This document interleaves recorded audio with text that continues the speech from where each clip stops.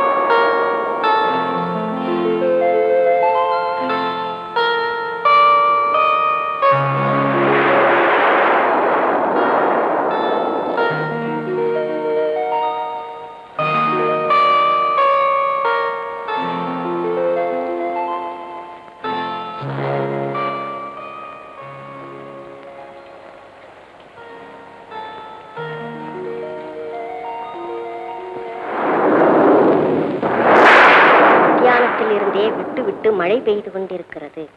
கூடத்தில் தொங்கிய அரிக்கன் விளக்கு அணைந்து போயிருந்தது.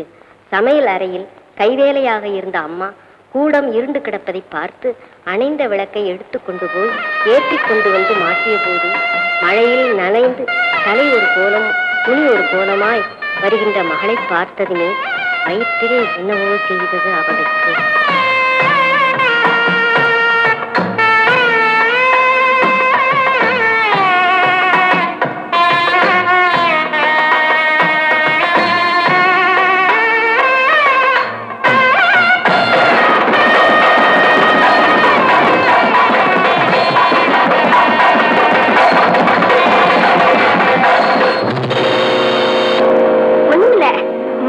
நனைஞ்சிட்டு வந்திருக்கா.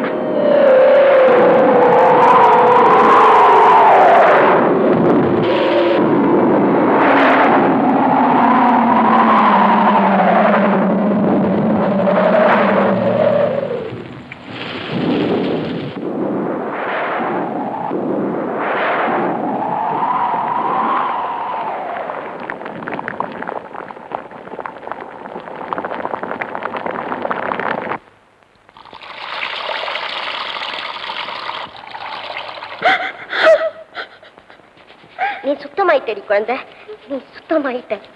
தலையில நான் கொட்டினேனே அது ஜலம் இல்லடி குழந்தை, ஜலம் இல்ல, நெருப்புன்னு நினைச்சுக்கோ.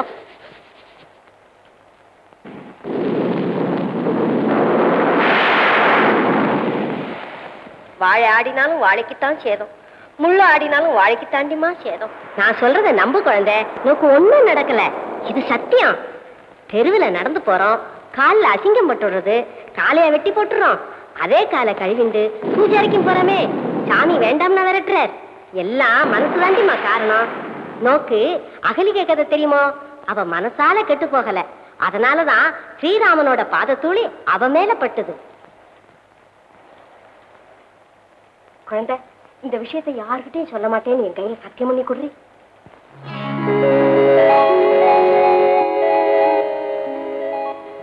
அந்த கதையில வர்ற தாய் மாதிரி அப்படி மறைக்கணும்னு எனக்கு தோணலையே.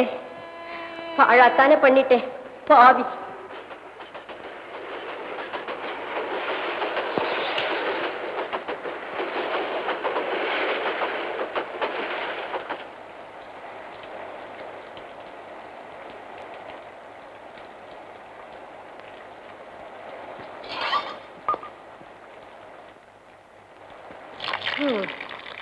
கதையிலையும் பாட்டிலையும் தான் இந்த நியாயமெல்லாம் நல்லா. ஆர்கேவி என்ற பெயரில் இன்று தமிழ் வாசகரிடையே பிரபலமாகி இருக்கும் நமது ஆர்கே விஸ்வநாத சர்மா இந்த கல்லூரியைச் சேர்ந்தவர் என்பதில் நமது மாணவிகளின் சார்பாய் இந்த கல்லூரி தலைவி என்ற முறையில் என் மகிழ்ச்சியை தெரிவித்துக் கொள்கிறேன்.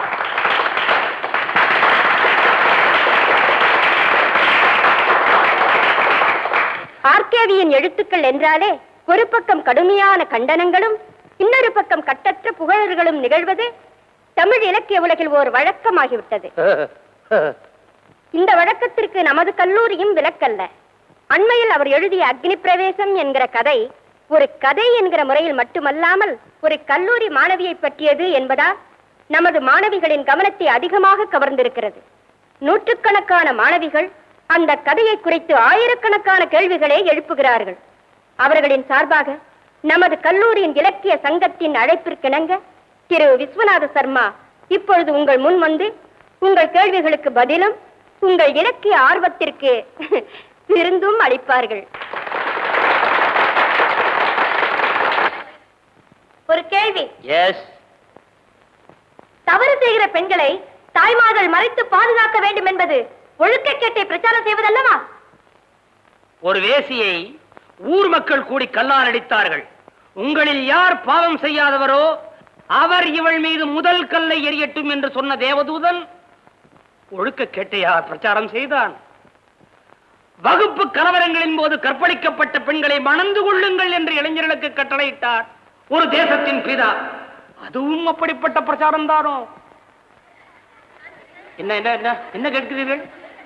அகலிகை எங்கே, இந்த அசடி எங்கே என்றா?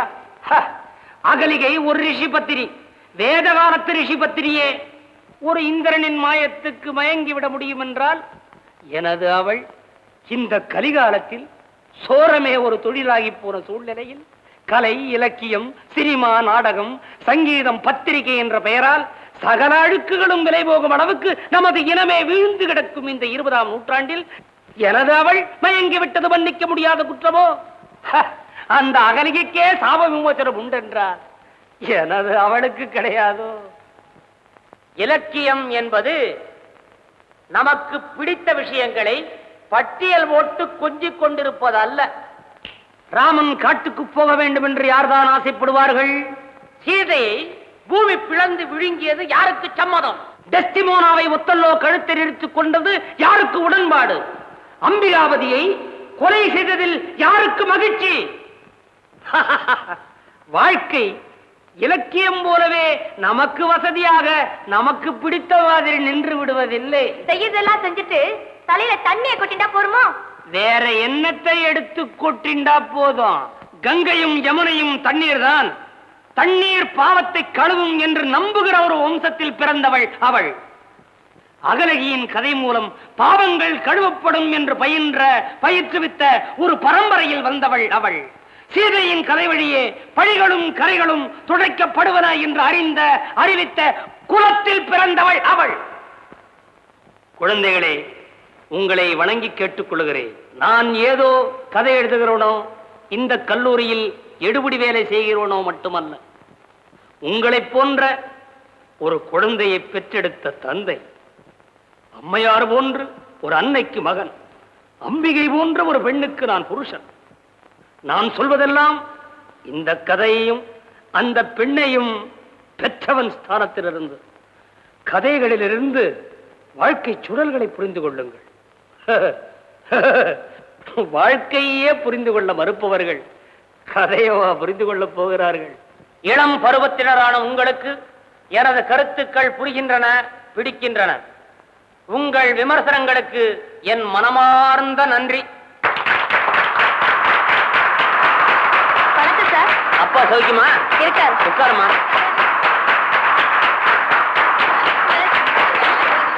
ரபிஷ், இந்த மாதிரி கதை எழுதுறவங்க ப்ராசிக்யூட் பண்ணணும். ஆமா, இந்த கதை என்ன பெருசா மாறல் இருக்குன்னு உன்னை படிக்க சொன்னா கங்கா? ஓ ஐ சீ. இந்த கதையில வர அம்மா மாதிரி நீ நடந்துக்கலன்னு சுட்டி காட்டாலாமோ? எவனோ ஒரு பாவி அவளை ரகசியமா அழைச்சிட்டு போய் கெடுத்தான். நான் ஒரு பாவி அதை சந்திச்சிருக்க வச்சேனோ இல்லையா? இப்ப என் குழந்தைக்கு நான் வாழ்க்கையே போயிடுச்சு. அதெல்லாம் எப்படி உன்னால மறைக்க முடியும்? ஒருத்தி பல தடவை தானே அப்படி நடந்து மறைச்சிருந்தா தான் தான் பொண்ணு அப்படி வந்து நிற்கும் போது அதையும் மறைக்க முடியும். தொத்து நோய் பிடிச்சிருந்தா பெத்த குழந்தையா இருந்தாலும் தள்ளித்தான் வைக்கணும். எப்ப வந்த? வா வா வா வா வா வா வா. சோலே ஆபீஸ் தானே வர. 5 மணினா 5 மணிக்கு பாவம் ஒன்றும் ஆபீஸ்க்கு வந்துடணும். கங்காவா எத்தனை மணிக்கு ஆபீஸ் இருப்பான், எத்தனை மணிக்கு ஆற்றுல இருப்பான்னு சொல்ல வேண்டாமோ? இழுத்து போட்டு மாஞ்சி மாஞ்சி வேலை செஞ்சா உடம்பு என்னத்துக்காகுமா? நேக்கும் மறுமாளுக்கும் ஜம்முன்னு காசு போட்டு கூட. மத்தியானம் என்ன சாப்பிட்ட? மோரிஞ்சா. தெரியுது. காசு சேர்க்கிறியா? விடுங்கோ மாமா, வலிக்கிறது. பாரதத்துல பாஞ்சாலி 5 பேருக்கும் பத்தினியா இருந்தாளாமே, அது எப்படி நம்ம சாஸ்திரம் ஒத்துண்டது? காலப்போக்கில் நம்ம சாஸ்திரம் அந்த தள்ளி எடுத்து, அதனால்தான் வாழ்க்கையில அது மாறி போயிடுச்சு. இதிகாசத்துல இருந்து சாரத்தை எடுத்துக்கணும், சக்கையை விட்டுணும்.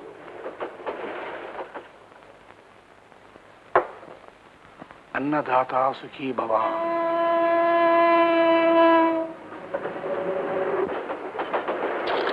உங்க அம்மாவுக்கு சிபாரிசு பண்ணியானே அந்த கதையை நானும் படிச்சேன். அந்த கதையில சொல்ற மாதிரி எல்லாரும் நடக்க ஆரம்பிச்சுட்டா லோகத்துல யார் யார நம்ப முடியும்? அந்த மாதிரி உங்க அம்மா நடந்துக்கலன்னு நீ பெருமைப்பட வேண்டாமோ? என்ன யோசனை? மனசுல யோசிக்கிறதுல வாய் திறந்து சொல்ல முடியுமா? சொல்லலாமா? என்னமோ வெளியில சொல்ல முடியாத விஷயத்தை பத்தி யோசிச்சுட்டு இருக்கேன். என்ன அப்படிதானே? Yes, I was thinking about my future. Future? ஆமா, என் எதிர்காலத்தை பத்தி நினைச்சா ஒரே இருட்டா இருக்கு. Yes, it's very dark. Let it be dark. Life is a mixture of light and darkness. For some people, it's total darkness forever. ஆனா சிலர் வாழ்க்கை எப்பவும் இருட்டாவே இருக்கு. It is impossible. If there is no natural light, one can try for artificial light. At least a candle. இயற்கையான வெளிச்சம் இல்லைன்னா இருட்டில் இருக்கிறவா அவளா ஏதாவது வெளிச்சம் தேடிக்க வேண்டியதுதான். ஒரு மெழுகுவர்த்தி கூட இல்லாம போயிடும். கங்கா, அந்த கதை ரொம்பவும் குழப்பி இருக்கு. Let me tell you something. You can be only a concubine, not a wife. நீ ஒருத்தனுக்கு வைப்பாட்டியாத்தான் இருக்கலாமே தவிர மனைவியா இருக்க முடியாது. Ganga, why not mine?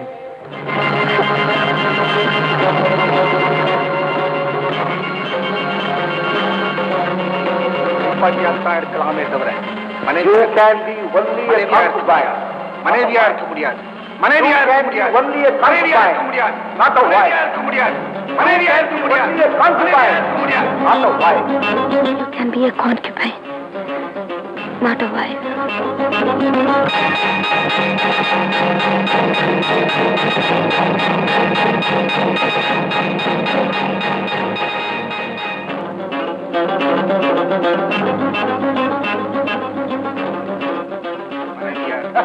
You can be only a concubine.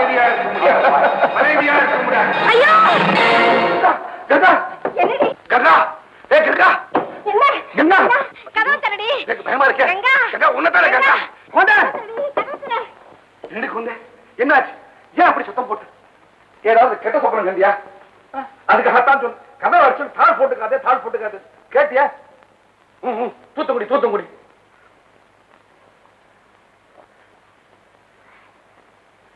ராசிகோ.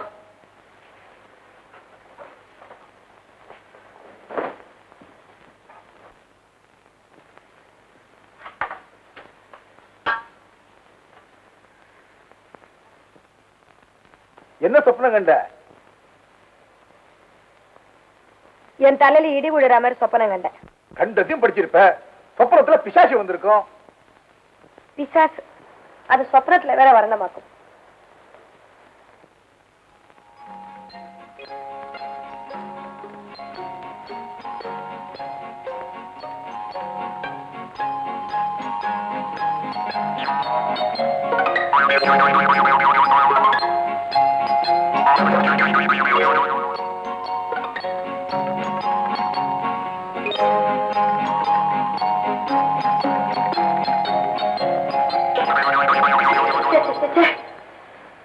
ஏண்டுக்கு வந்த? மறுபடியும் சொப்பனம் கண்டியா? சொப்பனம் எல்லாம் ஒண்ணும் காணல மாமா. இந்த பாருங்க, எனக்கு தூக்கம் வரல. நான் சித்த நாள் புஸ்தகம் படிக்க போறேன். இந்த லைட் உங்களுக்கு டிஸ்டர்பன்ஸா இருக்கும். நீங்க போய் ஹால்ல படுத்து தூங்குங்க. நேக்கு நான் தூக்கம் வரலடி. செத்த உறக்கத்தான் படியேன். நானும் கேட்கிறேன். என்ன புஸ்தகம் அது? பெண்களுக்கு மகாத்மா காந்தி. நான் பெண்களுக்கு சொல்வது இதுதான்: உன்னை ஒருவன் பலாத்காரமாக கற்பழிக்க முயலும் பொழுது உனக்கு நான் அகிம்சையை போதிக்க மாட்டேன். அந்த மனித மிருகத்தை எதிர்த்து நீ எந்த ஆயுதத்தையும் பிரயோகிக்கலாம். உன்னிடம் ஆயுதம் எதுவும் இல்லாமல் இருந்தால் இயற்கை உனக்கு தந்திருக்கும் பற்களும் நகங்களும் எங்கே போயின? இந்த நிலைமையில் நீ செய்கிற கொலையோ, அது முடியாத போது நீ செய்து கொள்கிற தற்கொலையோ ஒரு பாவமும் ஆகாது.